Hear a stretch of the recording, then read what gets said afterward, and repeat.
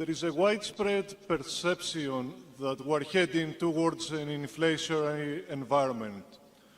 What advice would you give to investors who need to preserve their capital and their purchasing power in such an environment? The best thing is to have a lot of earning power of your own. If you're the best brain surgeon in town or even the best lawyer in town, you will retain purchasing power in terms of your income no matter what happens, whether people are using seashells for money or whatever as time goes by. But in the investment world, it's tougher.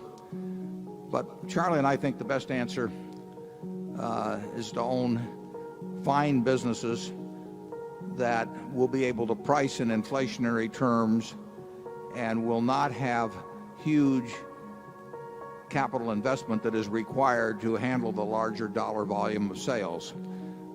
Some years ago, I used See's Candy in the annual report as an example of the kind of business that more or less can handle an inflationary world and maintain investment in value no matter what happens to the currency.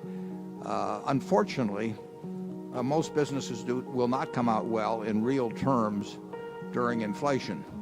Their earnings may go up a fair amount over time, but they're compelled to put more and more dollars into the business just to stay in the same place. The worst kind of a business is one that makes you put more money on the table all the time and doesn't give you greater earnings. So you really want a business that can have pricing that reflects inflation and does not have very much capital investment that reflects inflation.